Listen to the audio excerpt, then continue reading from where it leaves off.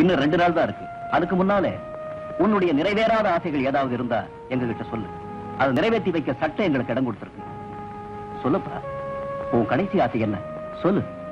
Sir, உத்தமமான மனைவி அடைஞ்சும் அவளோட வாழை கொடுத்து வைக்காம அவளை பிரிஞ்சு வந்த முட்டாளா அவளுக்கு நான் செஞ்ச பாவத்துக்கு அவகிட்ட மன்னிப்பு கேட்காம இறந்து போயிட்டேன்னா மரணத்துல கூட மனசாந்தி கிடைக்காது.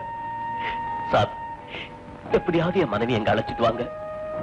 நான் அவகிட்ட மன்னிப்பு கேட்கணும். இதுதான் என் கடைசி ஆசை. கவலைப்படாதப்பா, உன் கடைசி ஆசை நிறைவேற்ற வேண்டியது எங்க பொறுப்பு. அதுக்கு வேண்டிய ஏற்பாட்டை நான் செய்யறேன். அது ஒரு காலம் முடியாது. எக்காரணத்தை கொண்டு நான் இந்த கோயிலை விட்டு வரமாட்டேன். ஏமா இப்படி பிடிவாதமா பேசுறேன்? அங்கே உன் புருஷ மரணத்தோட வாசல் நிக்கிறாரு. உங்கள்கிட்ட மன்னிப்பு கேட்கணும் துடிக்கிறார். அவர் என்கிட்ட மன்னிப்பு கேட்க வேண்டிய அவசியமே இல்ல. மனம் திருந்தின அவரை நிச்சயமா மேல்மருவத்தூரா மன்னிப்பா. மரணத்திலிருந்து அவரை காப்பாத்துவா. இது உறுதி. உன் பக்தியை நான் பாராட்டுறேம்மா. ஆனா அதே சமயம் இந்த நம்பிக்கை வேற, நடைமுறை வாழ்க்கை வேற. இன்னைக்கு வந்து நீ சந்திக்கலன்னா அப்புறம் ஆயுள் முழுக்க நீ அவரை பார்க்கவே முடியாதும்மா. தயவு செஞ்சு இந்த அன்னையோட ஆலயத்துல நின்னுக்கிட்டு அப்படியெல்லாம் பேசாதீங்க. சட்டம் என் புருஷனுக்கு சாவம் நிர்ணயிச்சிருக்கலாம்.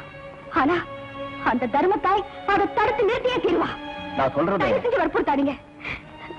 என் வீட்டுக்காரர்கிட்ட அவரோட வருகைக்காக இந்த அன்னையோட ஆலயத்துல நான் காத்துக்கிட்டு இருக்கேன்னு மட்டும் சொல்லுங்க.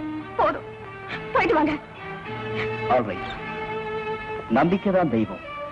அந்த தெய்வம் உன் ஆசையை நிறைவேற்றி வைக்கட்டும்.